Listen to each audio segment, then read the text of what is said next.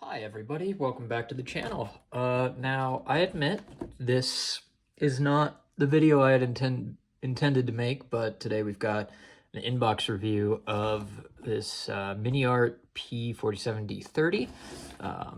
This is their new tool from last year, 2023, and it looks like one of the best toolings of this aircraft in 1/48 scale that we have. I mean, the Tamiya kit is certainly the gold standard, but it is, I have heard really good things about it. I've heard really good things about this. So I don't really have an opinion on which is quote unquote better one way or the other because A, I haven't built them, and B, I think they're both going to be just fine. So let's crack this open and take a look at what is inside. So I have opened this before, but you'll see immediately the instructions with armament color callouts, including, God, is that 4 different kinds of fuel tanks? Now it looks like just 2 different kinds of fuel tanks, but the 75-gallon drop tank has 2 different painting options. So moving on to the front here, you get a nice, almost blueprint-like design. Here, actually, let me get the box out of the way to free up some space so we can look at this properly. Okay, so here we've got a parts map for all the plastic parts, and they specifically call out the decal or the clear parts, I'm sorry, and then provide this parts list basically for the decals, which I think is pretty nice. I don't think I've seen that in many other kits. So moving along, of course, assembly is going to start in the cockpit. Put that together. This assembly looks very similar to the Tamiya kit, so you know, I guess if it ain't broke, don't fix it, right? Like, Tamiya figured it out, and it looks like Miniart is, I don't want to say copying, because it is a different kit, but they are imitating that. They've got some nice details built, molded into the seats. Sidewall detail in the instructions looks good. We'll compare that later.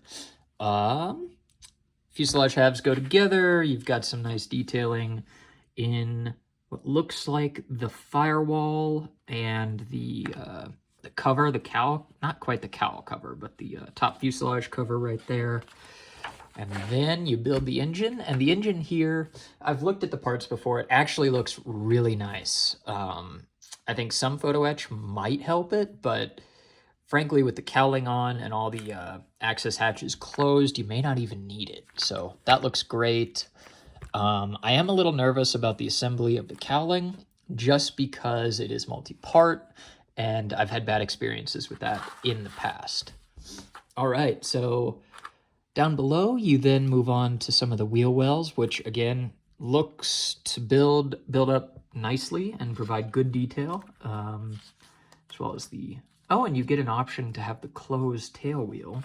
I wonder if that's the case for the main landing gear as well. More wing assembly bits, including the 8 machine guns that the P-47 is so well known for. Again, repeating this assembly process on the other wing. You get loaded tires and some pretty good looking detail. This is pretty standard as far as assembly and build progression goes. Yep, you can display it with a closed landing gear, which is kind of nice. Everything goes together. You got your prop and your canopy going together. Does not look like they give you the option to have it displayed open, but maybe I am just missing that. So that is a little unfortunate. And of course, being a P-47, you get all your armament options. And then that largely completes the build, and you move into the stenciling. Miniart do provide full stencils for this kit. And then after that, you've got your 2 marking options, including Torted Tessie / the Philadelphia Philly, and look, ma, no hands. Famous last words. So those are the instructions. And again, back here, you've got color callouts for the ordnance and fuel tank options.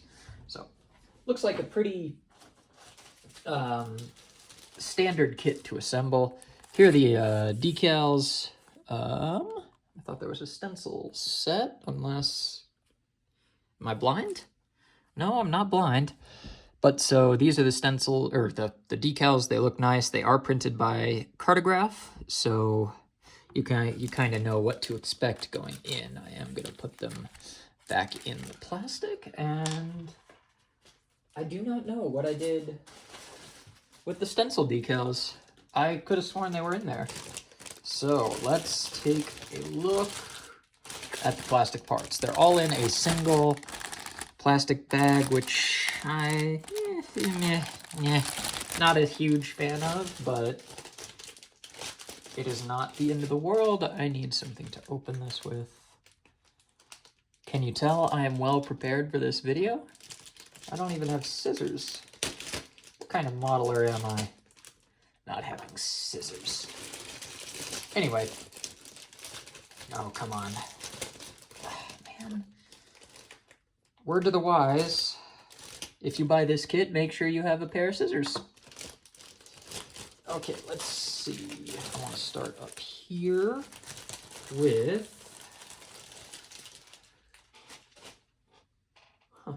the fuselage halves. So they are on their own sprues, which is kind of nice actually. And I'm going to change the zoom on the camera here so you can see all of this just exceptionally nice detail. Great rivet. Rivet lines, panel lines are amazing. And then on the inside here, we've even got some interior detailing, which is just fantastic. And that is also repeated on the second half, which is great. I do not see many ejector pin marks that will be visible. These 4 may require some trimming, but we will see. These ones look like they will affect the fit of the cockpit tub, which will sit right here in these nice little brackets, but I won't know until I start building. So next, let's take a look at the wings, which are on the other side of my stack. And again, the detail is just stellar. The rivet lines, the panel lines, all very delicate looking, and that's even repeated down here on the pylons, the cowling pieces. This is phenomenal. Here's the underside of the wing where you've got your ammunition shell chutes, landing gear pieces, and similar to the Tamiya kit, at least I think both their 148 and 72nd scale kits, you've got pieces that you build up the wing in sections. So that's nice to see. The landing gear struts look to be maybe a little simple. Sorry, I realize you can't see that. There we go. I can't really get a better angle than that, but you do get 2 different options, it looks like. I think one is loaded and the other is unloaded, so that's pretty cool. I haven't seen that actually in any kit, to be honest.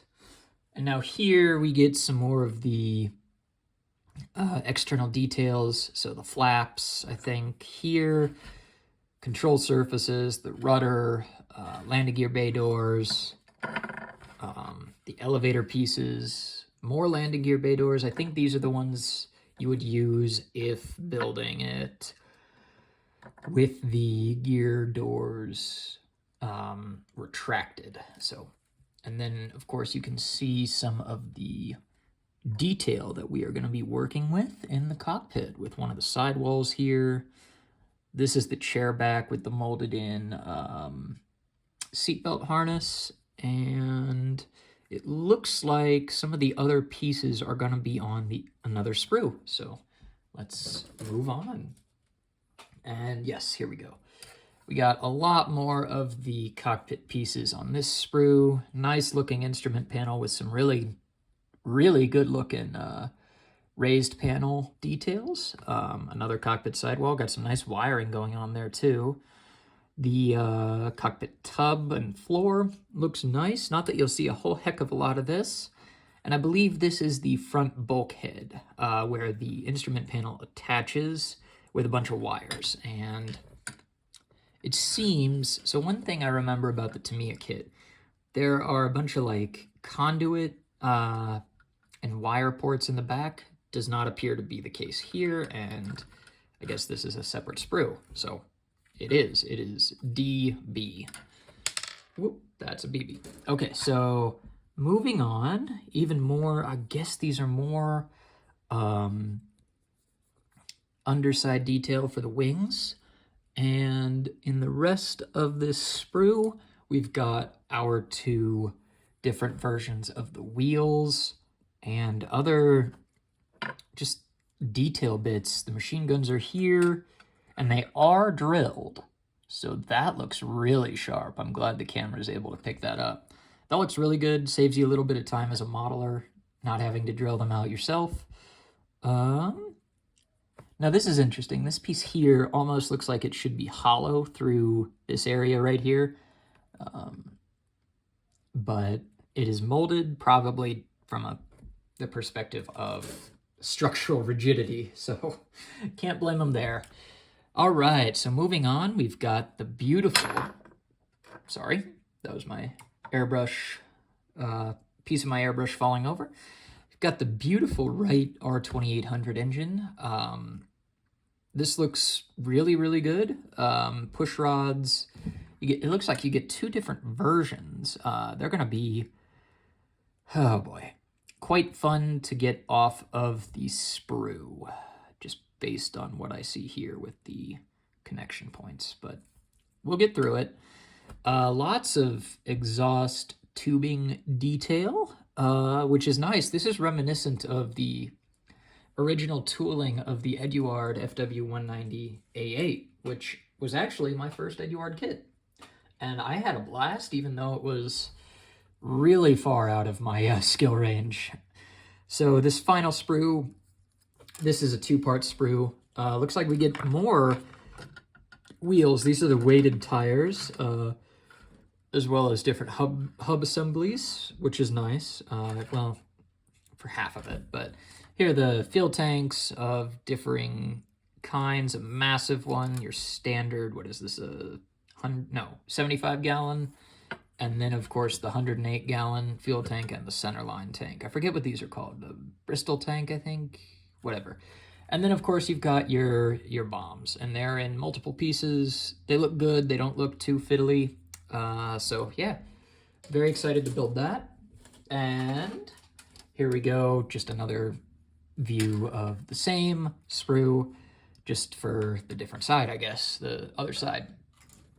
There is a separate individual sprue for the propeller assembly. This is a 3-piece propeller. You've got 2 blade assemblies and the spinner right here, which looks good.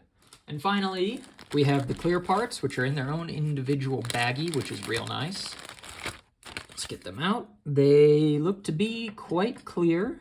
Maybe a little on the thick side, but I can still see through them quite clearly. So it almost looks a little small, the bubble canopy, but I'm no P-47 expert. I just know that they're big and they're loud and they were durable.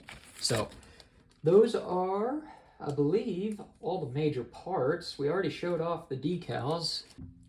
Okay, we've got a bit of an addendum here because I finally found the stencil details. And as you can see, as you would expect from Cartograph, they look fantastic. I mean, the text, I don't know how close I can get with this iPhone camera, but to the naked eye, the text is very clear. Everything looks to be in register, and it just looks like very crisp printing. So, and I mean, that was also the case for the standard markings. Nothing looked amiss. So yeah, these decals should be a pretty enjoyable part of this entire build process, but we won't know until the very end. So I'm gonna put these back and deliver my whole spiel again. If you like this video, please leave a like. Subscribe if you want to see more videos from me. I'll try to get a build video up here soon. Don't know what it'll be on because the Su-17 is kind of a stinker. So it'll probably be something else. But until then, I will see. Until then, I hope you all have a great week, weekend, afternoon, whatever it is. And look forward to seeing you again next time. Bye.